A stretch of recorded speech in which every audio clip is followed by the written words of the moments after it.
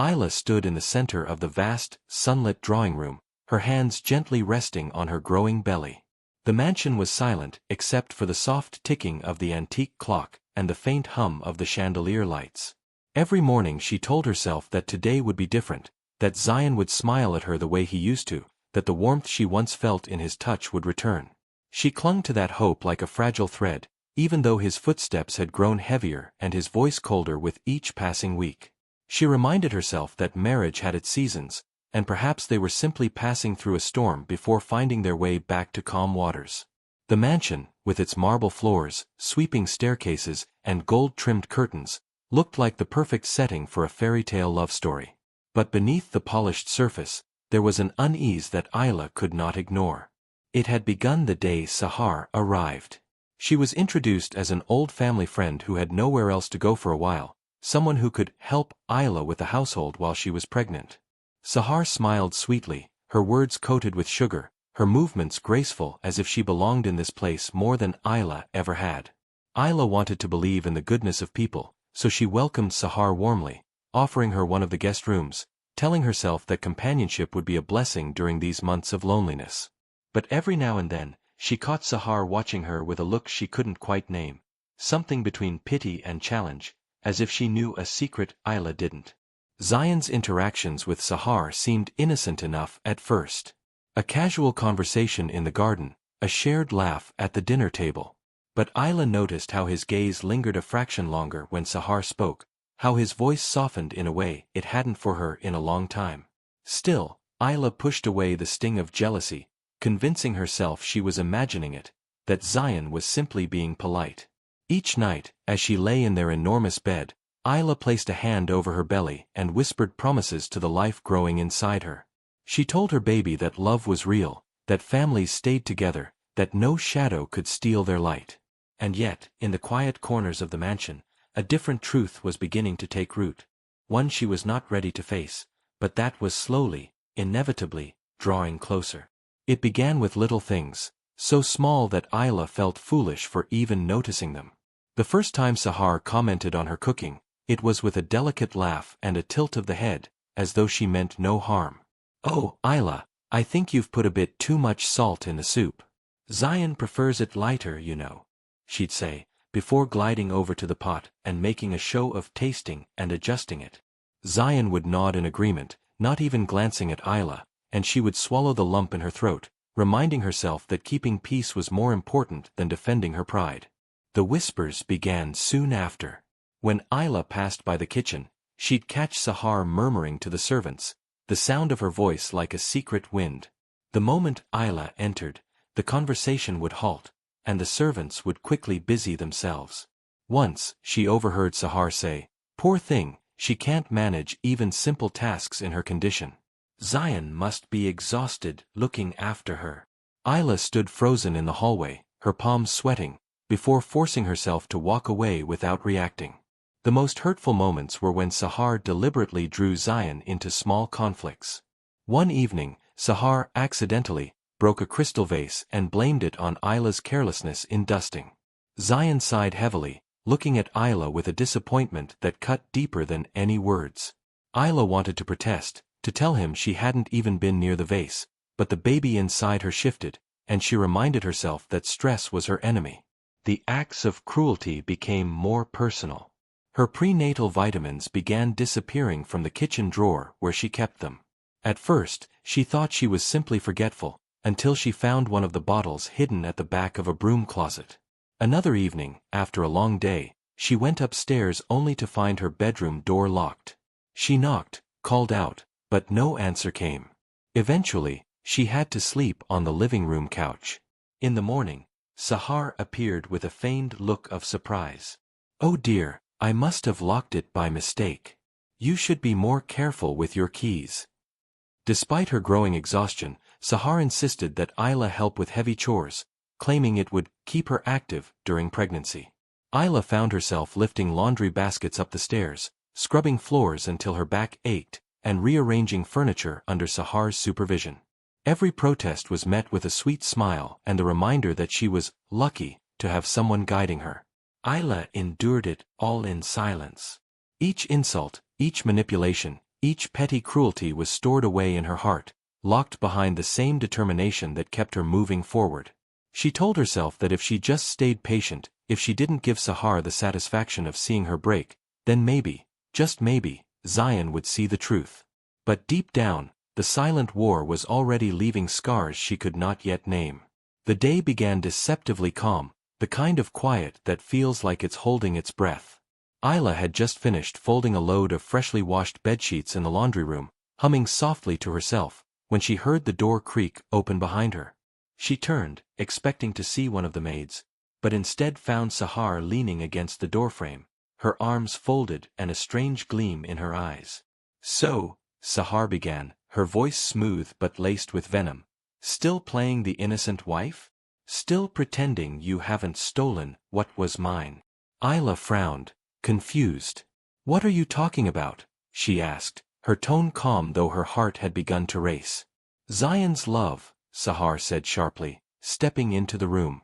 "You think because you wear his ring and carry his child, you have some right over him? You're nothing but a burden. I'm the one he wants." Isla set the folded sheet aside and made a move toward the door, unwilling to engage in this twisted conversation. But before she could reach the handle, Sahar slammed the door shut with a force that rattled the frame. The metallic click of the lock followed, the sound echoing in the small space. "What are you doing?" Isla's voice trembled. Sahar didn't answer. Instead, she walked over to the ironing board where the steam iron sat, its red light glowing, a faint hiss rising from its metal plate. She picked it up slowly, almost reverently, her eyes never leaving Isla's face. "You think you can keep winning, don't you? That your baby will keep you safe? Let's see how well you manage without your precious hands." A cold wave of fear swept through Isla, but she forced herself to stand tall. "You're sick," she whispered. "This isn't you." "Oh, this is exactly me," Sahar replied, stepping closer, the cord of the iron dragging behind her. Isla backed away until her spine hit the counter, her palms flat against the cool surface. She tried to dart sideways, but Sahar was faster, grabbing her wrist in a grip that was shockingly strong. The hiss of the iron grew louder as Sahar lifted it higher. "Let's see how much you can take." The searing heat hit first, followed by an explosion of pain that tore a scream from Isla's throat. The iron pressed into the soft flesh of her palm, the agony radiating up her arm. She tried to yank her hand free, but Sahar only tightened her hold, her lips curling into a cruel smile. "You're pathetic," Sahar hissed over Isla's cries. "You don't deserve him. You don't deserve anything." The smell came next, sickening, acrid, the unmistakable stench of burning skin filling the small laundry room. Isla's vision blurred with tears, her body shaking uncontrollably as the pain consumed her. When Sahar finally pulled the iron away, Isla crumpled to the floor, clutching her injured hands to her chest. Her breaths came in ragged gasps, and she could barely hear over the pounding of her own heartbeat.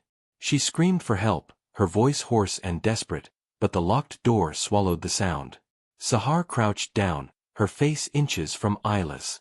"Now," she said softly, "maybe you'll learn to stay in your place."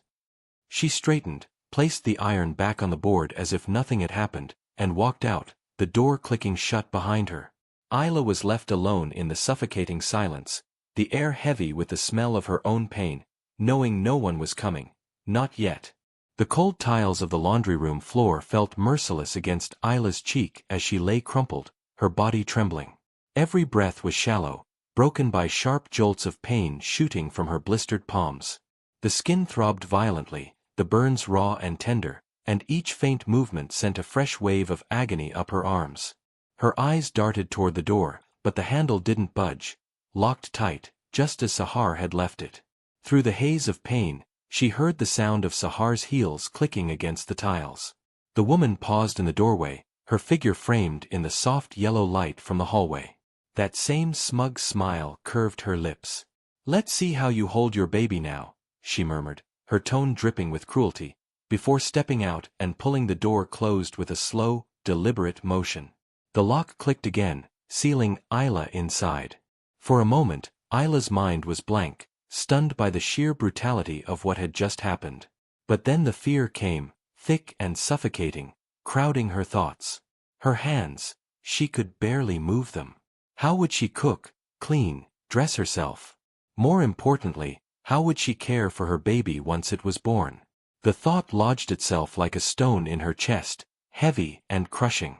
Her pulse thundered in her ears as she tried to push herself upright, only to collapse again when her palms met the floor. The pain was so intense it stole her breath, blurring the edges of her vision. Tears spilled down her cheeks, but she bit back the sobs, unwilling to give the walls, the empty air, the echo of Sahar's laughter the satisfaction of hearing her break. She closed her eyes and tried to focus on something, anything, other than the pain. That's when she felt it. A soft, insistent kick from within her belly. Her breath hitched, and her tears flowed harder, but this time for a different reason. The baby was alive, moving, reminding her that she wasn't alone in this suffocating room. Her thoughts shifted, the haze of despair giving way to a fragile thread of determination. She couldn't give in, not now. Every beat of her heart, every breath she drew, was for the life growing inside her. She whispered, her voice hoarse. "We'll be okay. I promise you. Mama won't let them win." But the reality pressed in again. She was trapped. No one had heard her screams, and no one would come unless they suspected something was wrong. Her strength was waning, the shock making her shiver violently.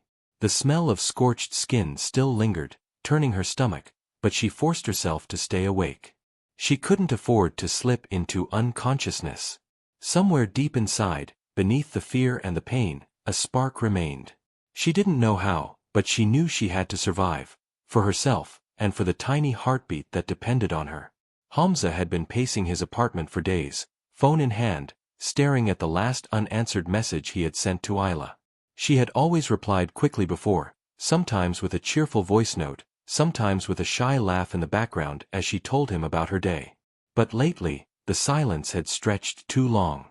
Each call went to voicemail, each message left unseen, without reply. At first, he told himself she was busy with her pregnancy, maybe tired, maybe resting. But Hamza knew his sister. Even on her most exhausted days, she would find a way to check in. By the third day, the unease in his chest had settled into something heavier.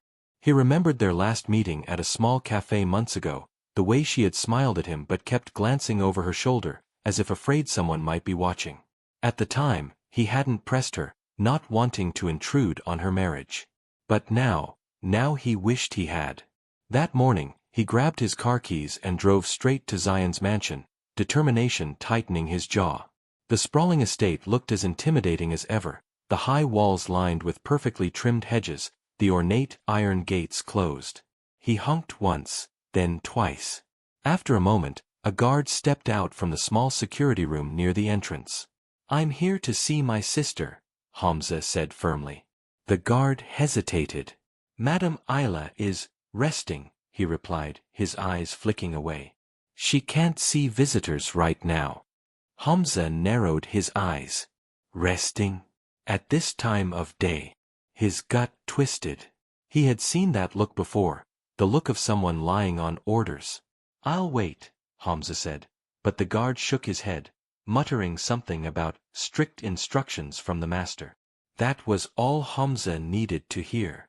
As he turned the car around, he didn't head for home. Instead, he parked a short distance away, out of sight from the main gate. His mind was already racing, pulling up the memories of promises he had made long ago, to protect Isla no matter what, to be the one person she could always count on after their parents passed away. The thought of her locked away, hurt, or worse, ignited something primal in him. Circling the property on foot, he found the back wall, taller than he remembered but not impossible to climb. The rough stones scraped his palms as he hauled himself up, his breath quickening with the effort. Dropping down on the other side, he landed silently on the grass. The mansion loomed ahead, its many windows reflecting the late afternoon light. Keeping low, Hamza moved toward the side of the house, scanning for an open door or window. Somewhere inside, his sister was resting, according to them, but his instincts told him she was anything but safe. And if his instincts were right, someone in that house was about to regret ever thinking they could hurt her. Hamza crept along the side of the mansion, his footsteps muffled by the manicured grass. He scanned the windows, listening for any sign of movement, any sound that might tell him where Isla was. For a moment, there was only silence, then he froze. Somewhere inside, faint and muffled, came a sound that cut straight through him. It wasn't a clear word, but a broken, trembling cry. He couldn't mistake that voice. "Isla!" he whispered under his breath, moving closer to the wall, straining his ears. Another cry followed, so weak it barely rose above the hum of the air-conditioning units. He followed it to a small side window, too high to see through, but the sound was clearer here. It was coming from inside.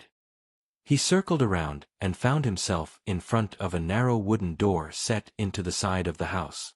The paint was slightly scuffed near the handle, and when he reached for the knob, it didn't turn. Locked. Not from inside. No, the lock was on the outside, sealing whoever was in there away. His stomach tightened. "Isla! Are you in there?" he called softly, pressing his ear to the door. Hamza." The voice was hoarse, broken, but it was hers. He could hear the pain in it, the way she was struggling even to speak. "I'm here, Isla. Hold on." His hand tightened into a fist, and he rattled the door, testing its strength. The lock didn't budge. There was no time to search for a key, he had to break it. His eyes darted around until they landed on a large ceramic vase sitting beside the doorway, filled with dried ornamental reeds. Without hesitation, he grabbed it, the weight solid and heavy in his hands. "Step back from the door," he called, his voice urgent. When he heard her shuffle away from the other side, he raised the vase high and brought it down with all his strength against the lock. The first hit splintered part of the frame but didn't break it completely.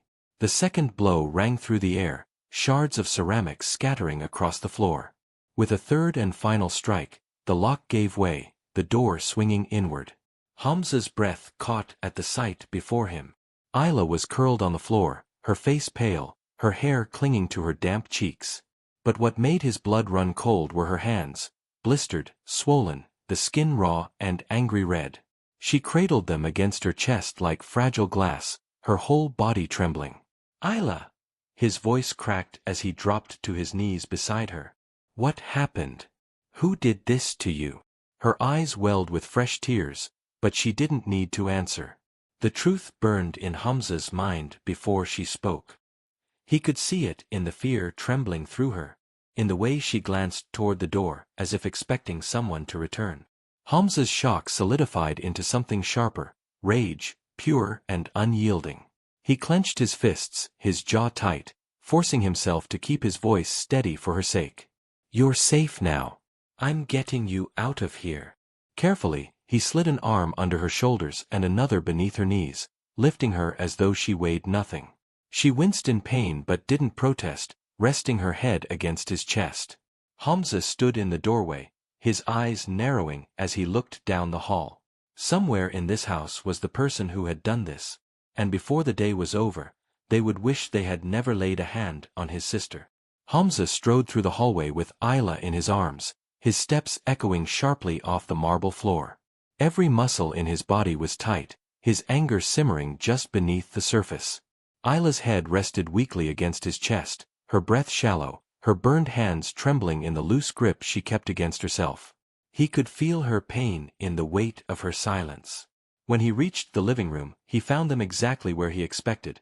Zion seated comfortably on the leather sofa, a glass of something expensive in his hand, and Sahar lounging beside him, her legs crossed elegantly, a smirk already tugging at her lips. The sight made Hamza's blood boil. "What the hell happened to my sister?" Hamza's voice was deep, sharp, every word cutting through the air. He didn't bother setting Isla down. He wanted them to see her like this, to see the damage. Sahar glanced at Isla's blistered hands and laughed lightly, the sound mockingly sweet. "Oh, please. Don't tell me you came barging into the house over a little act. She's dramatic, Hamza. Always has been. Probably burned herself just to get attention from Zion." Isla flinched at the words, but Hamza's grip on her tightened protectively. His gaze snapped to Zion, who was watching the scene unfold with an unreadable expression. "Is this what you've been told?" Hamza demanded. That my sister is hurting herself for attention? Zion shifted uncomfortably, glancing at Sahar as though searching for reassurance. Hamza, you don't know the full story. No, Hamza interrupted, his tone like steel. I know exactly what's going on here. I know my sister has been locked in rooms, given heavy chores while she's pregnant, had her food tampered with, her medicine hidden. I know she's been insulted, humiliated, and now, he held Isla's injured hands up for Zion to see. Now someone has burned her with a damn iron. And I have no doubt who that someone is. Sahar's smirk faltered for the briefest moment before she leaned back, shrugging. You can't prove anything. And even if you could, what? You'll run to the police? Who do you think they'll believe, a wife with a history of emotional instability, or the respectable people she lives with? Hamza's eyes blazed, his voice rising like thunder. Try me. He took a step forward, his presence filling the room. One phone call, and I will have every officer in this city here. And when they see her injuries, when they hear from every servant you've threatened, you'll regret the day you thought you could lay a hand on her. The air grew tense, heavy with the weight of his words. Zion's fingers tightened around his glass before he set it down slowly. He looked at Isla, really looked at her, for the first time in months. Her pale face, her trembling body, her eyes dull from weeks of silent suffering. Something shifted in his expression, but Hamza didn't care to read it. You have a choice, Zion, Hamza said, his voice lower now but no less dangerous. You can protect this woman, he shot a glare at Sahar, and watch your name dragged through every headline in the country. Or you can do the right thing, and maybe salvage a shred of the man my sister thought she married. For a moment, silence ruled the room. Sahar's painted nails tapped against the armrest, Zion's jaw worked as if chewing on words he couldn't yet form, and Isla's quiet breathing was the only sound Hamza could truly hear. But he had made his position clear: if justice didn't happen here and now, it would happen in front of the entire world. The silence that followed Hamza's words didn't last long. From the hallway, a hesitant voice broke through. Sir, may I speak? It was one of the older maids, her hands twisting nervously in her apron. She glanced at Hamza, then at Zion, her eyes darting toward Sahar before she seemed to gather her courage. I've seen it, she said quietly. Everything he's talking about. Madam Isla, she's been treated terribly. Another servant stepped forward, a young man from the kitchen. She was often denied meals, he said, his voice shaking. Sometimes we were told not to bring her food at all. And if we did, Sahar would make us throw it away in front of her. A murmur rippled among the staff lingering in the shadows, and more voices joined in. The driver admitted he'd overheard Sahar threatening Isla, telling her she'd never hold her child. The gardener recounted seeing Sahar instruct Isla to move heavy pots despite her pregnancy. Even the quiet housekeeper, who rarely spoke to anyone, revealed that she had found Isla's prenatal vitamins hidden in odd places, locked drawers, storage closets, even inside the laundry basket. Each testimony chipped away at the carefully maintained image Sahar had built. Her face paled, but she kept her chin lifted, scoffing as if the servants were all conspiring. They're lying, she said, her tone sharp. You're all just siding with her because she's your madam. But the conviction in their voices left little room for doubt. Zion's gaze flicked from one servant to another, the weight of their words sinking into him. He looked at Isla, at the way she clung to Hamza for support, her burned hands wrapped in makeshift cloth. For the first time, the smooth composure on his face cracked. Still, pride held him back from saying the words Hamza wanted to hear. I didn't know it was this bad, Zion murmured, his voice low. Hamza stepped forward, his patience wearing thin. You didn't know because you didn't want to know. You were too busy letting her, he jabbed a finger toward Sahar, poison your mind and your home. He adjusted his hold on Isla, who winced at the movement. But it doesn't matter anymore. She's not staying here another second. Zion's mouth opened as if to protest, but Hamza's glare silenced him. If you try to stop me, Hamza said, his tone like iron, I'll call the police right now, and you can explain to them why your pregnant wife is burned and half-starved in your own house." Without waiting for an answer, Hamza turned and began walking toward the door, every step deliberate. The servants stepped aside, watching with quiet respect as he carried Ayla out of the room. Behind them, the mansion felt colder, its polished beauty stripped away to reveal the rot beneath. In Hamza's mind, there was no turning back.